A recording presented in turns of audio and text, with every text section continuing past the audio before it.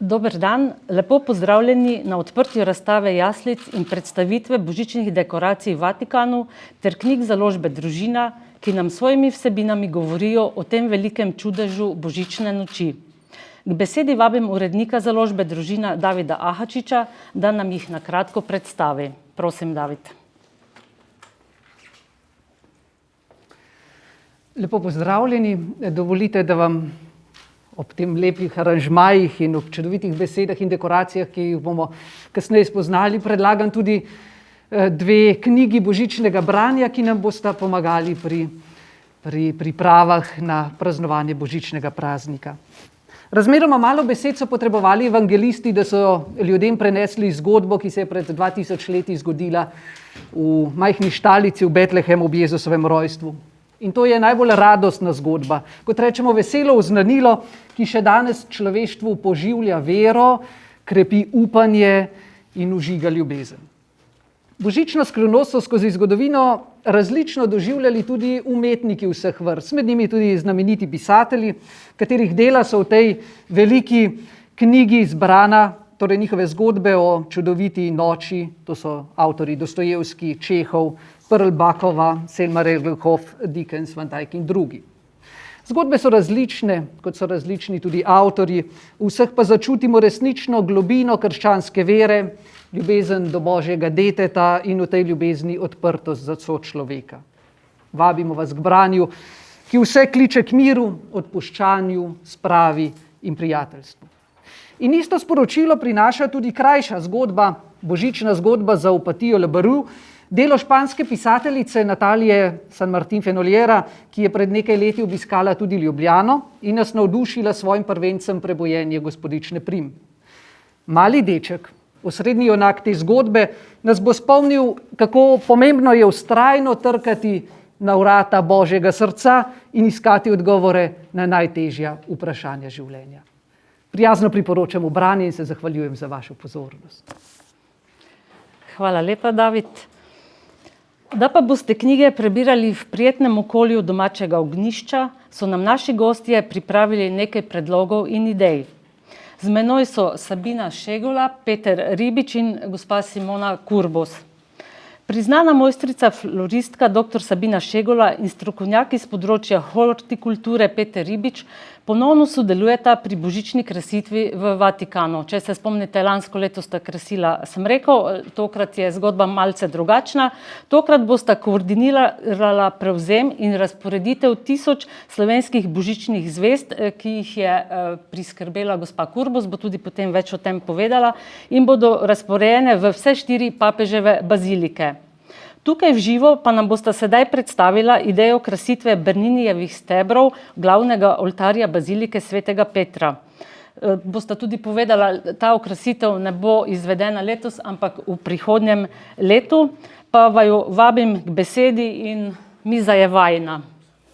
Ja, izvolite. Najlepša hvala. Jaz bi potem tukaj še povabila Simono, namreč z veseljem povem, da imamo res take kakovostne božične zvezde in da je to pač domača pridelava in dejansko, ko stroka stopi in znanje se pokaže, potem se nekje pojavimo Slovenci kot majhen narod, kar na svetovnem parketu bi lahko rekli.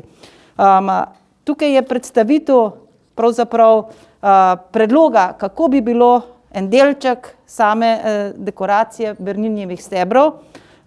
In z veseljem tudi povem, da slovensko podjetje, ki nas oskrbuje cvetličarje z cvetličnimi gobami, je po mojih idejah prav posebej za to razvilo podlago.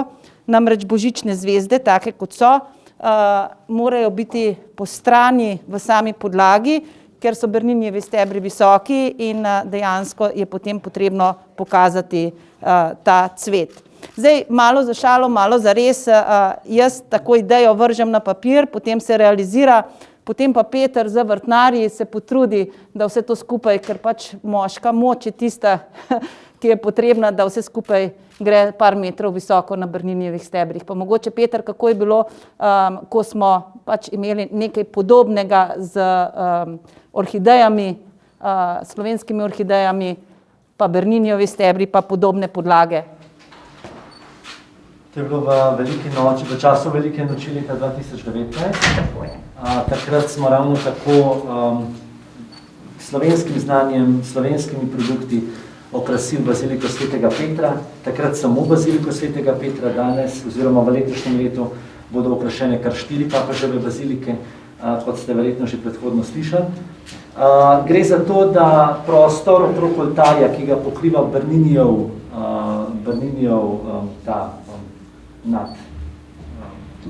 baldahin, hvala. In te štiri stebri, ki se tam pojavljajo, okrog vsakega je 8 metrov dejansko prostora, ki ga je potrebno okrasiti. Sprva leta je vedno bila klasična goba v neki podlagi, kamor smo napikali zelenje in potem dodali cvetje in pač to prinašali tja, ker je bilo bistveno lažje. S tem, ko je Sabina v pomoči podjetja Oasis razvila to gobo, ki je dolga 1 meter, tudi visoka 20-30 cm, deluje impozantno, gre za dober kos, težek kos, ki tudi trdno tam stoji. In na ta način res, da je vse skupaj težje, ampak v tisti velikosti tam tistega Berninijevega baldahina in pa samega oltarja pride dobesedno zelo lepo zapolnjeno. Zdaj bi mogoče jaz povabila, ker moram pač v spredje stopiti, zato da vidim, tukaj so odprtine. To takole izgleda, so odprtine pod kotom 45 stopinj, zato da pač gredo zvezde nasproti, da se vidi. Jaz bom pač v spredje stopila, Simono bom povabila, da mi bo pač to podala. Peter, ti pa mogoče že kar narežeš evkaliptus. Pozlata je vedno, ker v Italiji se mora vedno nekaj posvetiti. Mogoče samo toliko, Sabina je rekla, da bo po strani, se pravi navzven, gledala božična zvezda. Naj se vam to ne zdi nič posebnega. Dejstvo je, da so te Berninijevi stebri visoko, da to ni višina oči, ampak da je višje, zato je pač potrebno te rastline obrniti proti dejansko gledalcem. Mislim, da je bilo Božič 2019, ko so bile še večje božične zvezde, s katerimi smo okraševali, ampak ker so bile pač tako visoko, ni bilo tako lepo zapolnjeno, kot bo to v tem primeru zdaj. Tako je, smo videli pač stebla.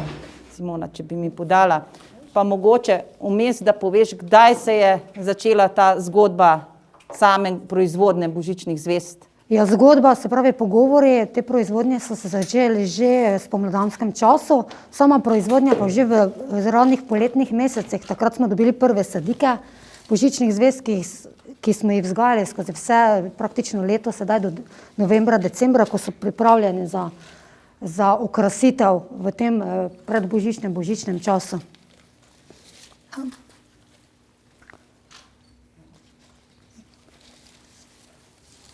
Evo, super pomoč. Ja. Zdaj dejansko vidite, da božične zvezde pravzaprav gledajo navzdol in potem dodamo še pozlato.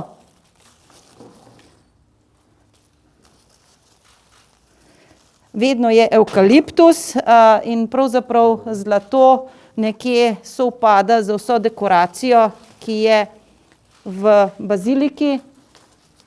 Vse te prevešave linije so nujno potrebne, zaradi tega, ker tako kot je Peter rekel, to je zelo visoko in je bolje, da se še nekaj podolgovatih linij naredi.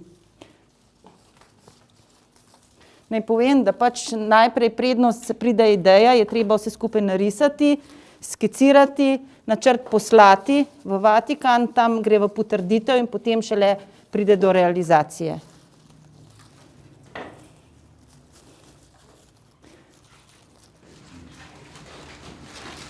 Kljub temu, da je to že nekako ustaljena najina dejavnost, čas praznikov, ni vsako leto tako samo po sebi umevno. Vsako leto ambasada ponovno skomunicira, da uredimo vse logistične, organizacijske stvari. Tako da vsako leto je potrebno to skomunicirati na novo in doreči, kaj bo, kako bo. Še posebno v letošnjem letu, ko grejo pa dol slovenske božične zvezde.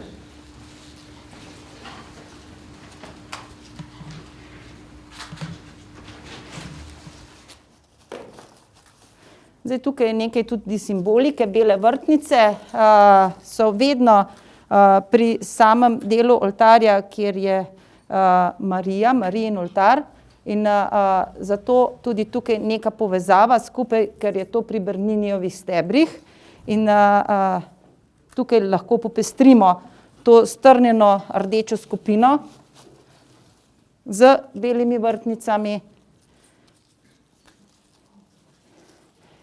in naredimo popolnoma drugačen dizajn. Zato je pomembno, čak Peter, lahko.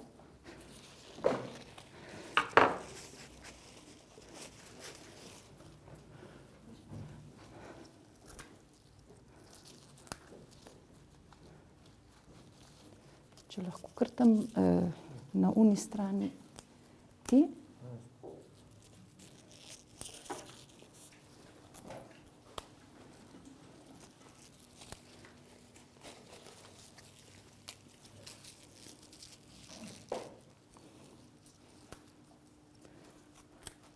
Vse te podlage se drugače pripravijo v sami vrtnariji in se potem pripeljejo in prestavijo v samo baziliko. Zelo zanimivo je, da se to vse prej tudi označi, namreč da se vse skupaj potem sestavi po dolžinskih metrih.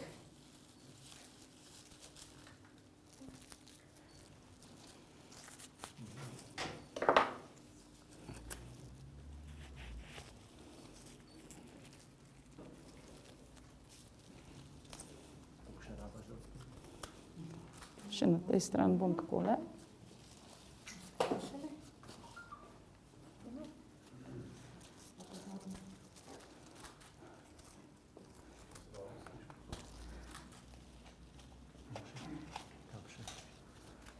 Še tukaj majhen v višino. Mogoče kot zanimivost, namreč ko sva s Petrom začela hoditi v Vatikan in ko smo pač uporabljali vrtnice po skupinah, vertikalno je bilo to nekaj popolnoma novega, namreč takratni vrtnarji takrat so imeli v bistvu vse skupaj bolj klasičen stil, vse skupaj enakomerno porazdeljeno, brez skupin in vrtnice so bile tako nekje vse v konus oblikovane. Sedaj so pa že nekje povzeli ta stil, opazujeva po raznih socialnih omrežjih in dejansko se zdaj učimo eden od drugega. Večkrat sva že povedala na teh predstavitvah, da gre za zelo zanimivo, bova rekla, predvsem osebno izkušnjo. Pridete v državo, kjer nihče ne govori angleško in midva ne italijansko, je že to izziv. Kot drugo, sodelovati pri enem tako velikem projektu, kjer na začetku sploh nisva vedela, kako velike razsežnosti pač to ima, je bilo seveda tudi to za naju nekaj novega. Kot je rekla Sabina, vedno se učimo, oni od naju, midva od njih, ampak vsako leto je pa vedno, kljub temu, da je to že traja 10 let, pa še več, vse skupaj, vsako leto naj pričaka nekaj novega. Vsako leto. Vedno je kakšno presenečenje, zato znajo poskrbeti. Mogoče še kot zanimivost, Simona, ti imaš majčkeno bolj informacije, točne, božične zvezde so različnih velikosti in tudi nekoliko drugače obarvane, pa bi še to mogoče predstavila. Ja, v Vatikan potuje 1200 božičnih zvezd različnih velikosti, glavnina je rdeče barve, nekaj pa je tudi rožnate in bele barve. Potovale bodo v torek, se pravi v ponedeljek, v torek zjutraj so zorganizirane že v Vatikanu za razporeditev, kjer bo to potem prevzela vidva z Petrom. Mogoče kot zanimivost rožnate pa nekoliko bolj svetle, gredo prav v Marijo Snežno. Ja, točno. Ker pač tukaj smo Slovenci še tako dodatno povezani, ker imamo pač tudi Brezjansko Marijo. Hvala lepa za enkrat. Mogoče, če je kakšno vprašanje za naše goste? Kako vzgajate te božične zvezde? Prosim? Kako vzgajate? Kako vzgajamo? Kako nastane? Ja, glejte, mi praktično, kot sem sama omenila, sadike dobimo že v poletnih mesecih, potem jih posadimo In potem božične zvezde rabijo čez poletje ni toliko težav, ker rabijo tudi sonce, se pravi svetlobo. Potem, bolj ko se prevesa v jesen, bolj ko je hladneje, pa potrebujejo veliko, se pravi višjo temperaturo, okrog 18 stopinj, 20 stopinj za začetek in veliko prostora. In to je en taki recept, da vzgajamo božične zvezde bolj počasi in da so kompaktnejše in bolj obstojne. Kot sem rekla, potrebuje veliko prostora, da se lahko razširi, se pravi, da so lepe košate.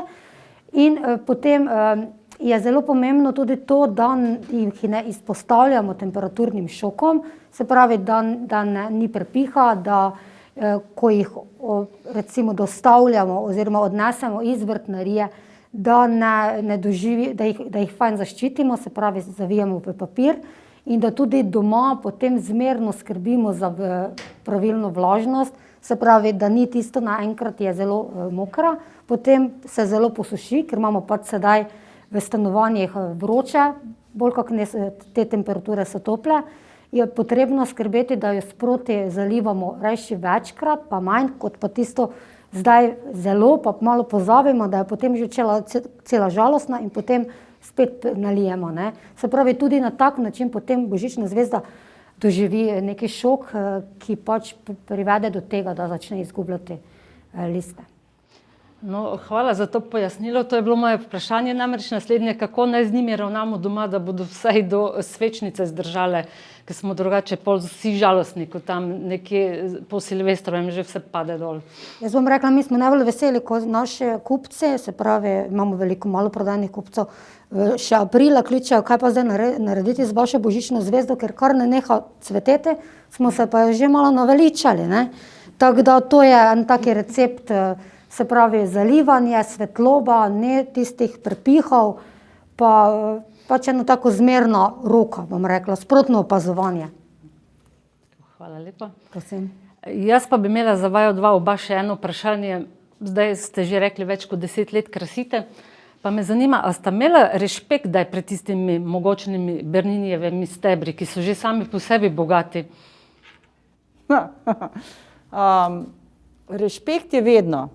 Pač nekje se počutiš tako, seveda prvo leto je bilo to sploh nekaj, nisi dojel, da se to res dogaja. A ne? Ker pač prvo leto sva pravzaprav na Petrovo idejo dala vprašanje, če lahko kot dva učitelja greva opazovati, kako se to vse skupaj dela. Tako da pač tukaj je bil iniciator Peter in potem, ko so dopovedala nekje, nama je uspelo dopovedati, da sva učitelja, ko so pač prišla v vrtnarijo in sva tam začela delati, je bilo to že nekaj za naja wow. In po kosilu nama je Pavlo Ferrara je bil takrat pač vodja tam vrtnarije, nama je pokazal sliko, tako kot je Peter rekel, pač ne govorimo italijansko, je pokazal sliko, je pokazal pač, zdaj veva, da je bilo to 8 metrov in botanična imena so pa, hvala Bogu, po celem svetu enaka, tako da tukaj ni bil problem, da sem vedela, da zdaj bova pa midva delala in pokazal je za glavni oltar. In takrat sem pa jaz majčkeno tako pač, kar bi rekla, kaj pa vem, malo tistega rešpekta, pa malo skrbi je bilo. Ampak zdajle zaenkrat bom, ko se je pač zgodba začela tako odvijati, bom pa na koncu povedala, da obadva, ko je vse narejeno, sediva v baziliki in opazujeva najino delo, ne, in se vdahneva. Peter, sem mogoče ujela tvoje misli. Res je. Zdaj, jaz bi tukaj dopolnil samo toliko, da začelo se je vse skupaj res ta zgodba zelo naivno. Pač iz Ferbca. Dajmo pogledati, kako to izgleda, a lahko vidimo. Ne? Začelo se je zelo naivno, v vseh teh letih sva spletla kljub vsem barijeram številne te prijateljske vezi in zelo lepo je videti naši obedvi ambasadi dol, kako lepo sodelujejo. Malo Slovencev je dol, ampak zelo lepo zgledno sodelujejo v dobro pač celotne države. In tudi tukaj pri tej zgodbi midva sva prva leta res pač iz tistega zanimanja za stroko, kako pač te projekti izgledajo, odhajala tja dol. Danes se zavedava, da pač na nek način predstavljava državo. kljub vsemu, treba je vedeti, da sta to dva največja praznika v katoliški cerkvi. In pa drugo, kar je zelo spodbujajoče, je to, da se je v zadnjih letih pač priključilo tudi slovensko gospodarstvo. Se pravi, tako božične zvezde letos, kot božične zvezde lansko leto in kot orhideje Phalaenopsis leta 2019. Se pravi, skozi šivankino uho poskušamo nekako odpirati vrata gospodarstvu, kjer se pač le da, v dobro seveda naše celotne skupnosti. Hvala lepa. A je mogoče še kakšno vprašanje?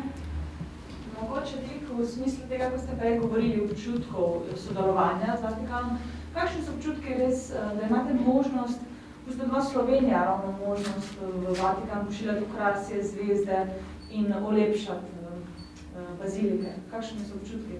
To je verjetno častno delo. Je častno delo, je po mojem mnenju zelo pozitivno sporočilo, kljub temu, da se vedno ne strinjamo, kljub temu, da se vedno ne držimo skupaj. Ampak Slovenci smo že skozi zgodovino dokazali, da takrat, kaj pa ključno, pa znamo skupaj stopiti. To je tudi, če se prej prerivamo, pa kregamo in tako naprej. In to je pač en tak primer, ne gre za, ne vem, kakšne časti, ne gre za ne vem kakšne milijone. Gre za neke vrste čast in priložnost sploh pri tem sodelovati. Marsikatera država bi, pa ali se niso spomnili, ali niso imeli takih entuzijastov, mogoče. Tisto, kar smo lani naredili na Trgu svetega Petra in po vatikanskih uradih, to je drugo. Tam se države rotirajo in pač vsako leto ena država prispeva.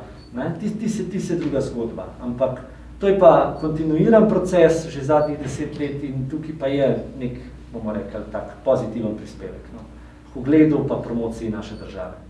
Mogoče bi sam to dodala, da ko enkrat delaš take projekte, da se potem tudi v bistvu zavedaš svoje odgovornosti. Ker vsekakor Vatikan ima eno tako posebno mesto na svetovnem parketu. In ko se zavedaš te veličine, potem pač si lahko ponosen na svoje znanje, ponosen si, da pač si Slovenec, da pač predstavljaš Slovenijo. In nenazadnje, tako kot je Peter rekel, Slovenci skupaj stopimo. Jaz imam izkušnjo iz lanskega leta, ko je bila korona, ko je bil popoln lockdown, 500 Slovencev je skupaj stopilo, skupaj smo naredili okraske, ročno narejene, to smo samo Slovenija naredili. Dejansko tista smreka rotira po državah, ampak mi smo še v ozadju ogromno naredili. Preko spletnih strani so se pravzaprav po Zoom videokonferenci so se venci delali za Vatikan, to je bilo še celo morje drugih manjših projektov in res znamo skupaj stopati. In mislim, da kot mali narod smo lahko res ponosni. Super, hvala. Prosim. Gospa Simona, bodo mogoče cene kaj poskočile sedaj? Ne, sigurno ne. No. Mogoče, Simona, kako bojo pa pripravljene božične zvezde, da bojo čim manjši šok doživele? Še mogoče priprava za na pot. Mi pač pripravimo kovčke, kako bodo pa božične zvezde? Ja, priprava božičnih zvezd je malo drugačna zgodba, ne?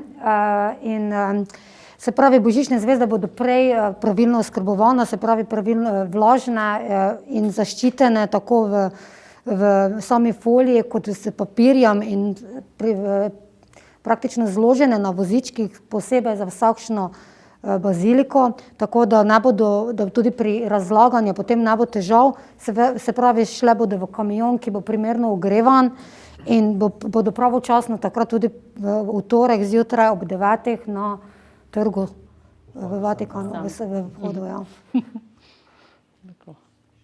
Mi jim želimo srečno pot, neuspešno, da pridejo do cilja.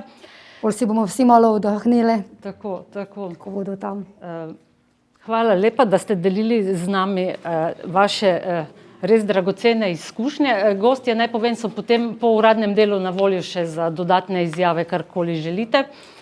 Sedaj smo nek priokus božiča že tukaj ustvarili, dobili. Naj povem za vse tiste, ki nismo dovolj spretni, si lahko čar s pomočjo izdelkov gospe Sabine Šegula, ki so tukaj na voljo do konca decembra, pričaramo tudi doma. Seveda pa si slovenskega božiča ne moremo predstavljati brez jaslic, ki jih že vrsto let postavljamo po naših domovih. Na Slovenskem so prve jaslice postavili jezuiti sredi 17. stoletja.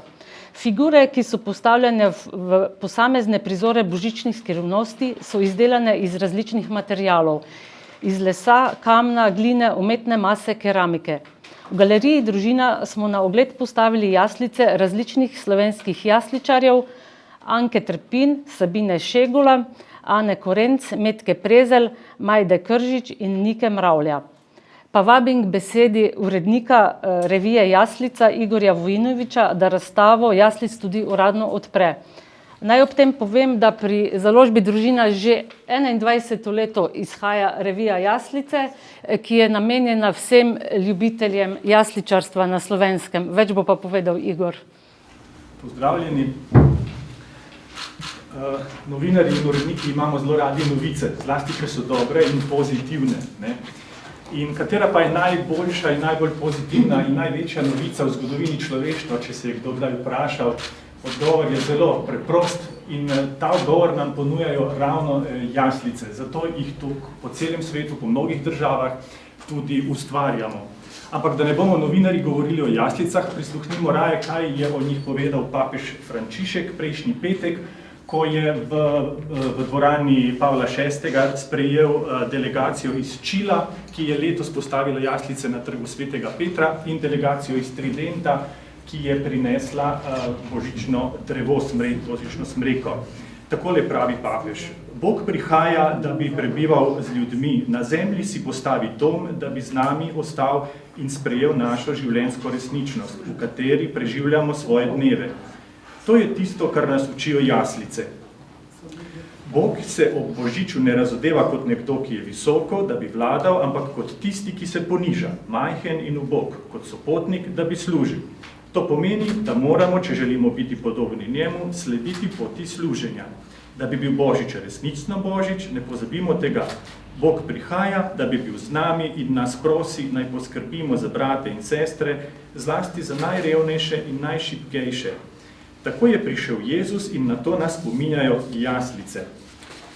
No, če pridemo v slovensko področje, tukaj ne moremo mimo enega pomembnega imena, in to je pater dr. Leopold Grčar, pokojni, ki je pred 2 letoma se je poslovil. On je bil ustanovitelj Društva ljubiteljev jaslic Slovenije, ki je krovno društvo jasličarskih društev pri nas, in je tudi prvi spisal doktorat ter strokovno utemeljil jasličarsko umetnost, da temu tako rečemo, običaj in kulturno dediščino. On je tudi soustanovitelj muzeja jaslic Brezje in v svojem bogatem opusu o jaslicah je med drugim večkrat zapisal, se je vprašal, zakaj imamo sploh jaslice tako radi. In odgovarja med drugim, zato, ker nam vsakokrat, ko smo zazrti vanje, obujajo vero v brezmejno božjo ljubezen in usmiljenje, ki je v novorojenem detetu prišlo med nas, da bi človek zaslutil in spoznal, kako neizmerno nas Bog ljubi. No, če pokukamo še bolj v zgodovino, jaslice niso tako nič novejšega, v bistvu že v sredi 19. stoletja so sveti oziroma blaženi škof Anton Martin Slomšek omenja jaslice, ki so jih v njegovem času začeli dobavljati iz Tirolskega. V drobtidicah za novo leto iz leta 1846 je Slomšek zapisal: O preljubi sveti Božič ti, tebe se veselimo mi, in jaslice napravljamo za tebe čedno posteljico. No, 6 let pozneje pa so v arhivih našli, da je Slomšek pisal svojemu prijatelju Tomažu Korenu takole: Otroci imajo veliko veselja s tako predstavo rojstva našega zveličarja in želim, da bi se take otroško-pobožne predstave uvedle v naši škofiji. No, več o tem je zapisal dr. Niko Kuret v svojem temeljnem delu. Temeljno delo o jaslicah pri nas je še vedno njegova monografija Jaslice na Slovenskem. Ko smo že v zgodovini, ne pozabimo, da se nam bliža 800. obletnica, odkar je prav sveti Frančišek Asiški, torej tisti, ki si je prvi prišel na zamisel o jaslicah, leta 1223 v vasici Grečo, to je med Rimom in Asizijem, hribovita vasica, Za polnočnico sobrati je postavil svoje znamenite žive jaslice. Torej, praktično začeli smo z živimi jaslicami, ki jim danes rečemo tudi božična zgodba. Živa vol in osel sta kasneje nastopala tudi drugod po raznih božičnih igrah in se je to razširilo po vsej srednji, južni, po vsej Evropi in razvilo. No in prav v Greču je papež Frančišek pred 2 letoma podpisal temeljni, tako rečemo, cerkveni dokument o jaslicah in to je torej apostolsko pismo, čudovito znamenje, Admirabile Signum, ki je v bistvu prvo v zgodovini na tej višini, na tej višini cerkvenih dokumentov, ki ga je res vredno prebrati. Najdete ga tudi v lanski številki tele revije ali pa še kje drugje na spletnih straneh Škofovske konference, na primer. Se bom preskočil. No, z družinimi razstavami jaslic, kot je tukaj za nami, je zelo močno povezana ta revija Jaslice in Društvo ljubiteljev jaslic Slovenije. Zakaj? Namreč, ko je družina prvič organizirala razstavo leta 1991, tukaj nedaleč stran, se je namreč porodila zamisel ustanoviti tega krovnega jasličarskega društva. In ko je družina drugič organizirala takšno razstavo, to je za Božič leta 1993, je to društvo bilo tudi ustanovljeno, natančneje 5.12.1993. Tretja razstava je bila leta 1995, prav tukaj, takrat so to bili novi družinini prostori in je prvič bil napovedan izid revije Jaslice kot glasilo društva, ki se je kasneje razširilo v samostojno revijo. No, oboje deluje še danes, društvo bo drugo leto praznovalo svojo 30-letnico, revija Jaslice pa je letošnja srebrna, 25. po vrsti. Nekaj let je namreč sta izhajali 2 številki letno. No, sklenimo tudi s papežem Frančiškom, ampak še predtem bi rad spomnil, da smo v Sloveniji gostili tudi svetovno razstavo jaslic, torej nič manj. Pokrovitelj je bil UNESCO, kdor se spomni, kdor je bil, to je bilo v cerkvi pri Svetem Jožefu, tukaj v Ljubljani. Organizator je poleg družine bilo tudi Društvo ljubiteljev jaslic Slovenije in je prišlo skupaj 48.000 obiskovalcev, kar je neverjetno. Takrat smo si lahko gledali 200 jaslic iz 25 držav sveta. No, torej, še zadnja papeževa misel. Drevo in jaslice nas uvajajo v značilno božično vzdušje, ki je odraz naše duhovne in kulturne dediščine. Ozračje bogato z nežnostjo, srečevanje in družinsko bližino. Ne praznujmo skomercializiranega božiča. Dopustimo, da nas ovije Božja bližina, ki je sočutna, ki je nežna. Dopustimo, da nas ovije božično vzdušje, ki nam ga prinašajo v srce bogoslužje, božične pesmi, običaji, mi pa dodajmo, ki nam ga prinaša v srce tudi pričujoča razstava jaslic, ki je odprta. Prijeten ogled.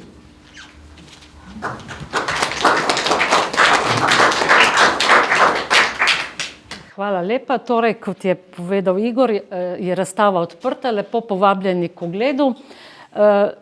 Samo za zaključek pa še povem, da so ob razstavi na tej smreki iz Arboretuma Volčji Potok razstavljene na voljo tudi božične dekoracije Sabine Šegola.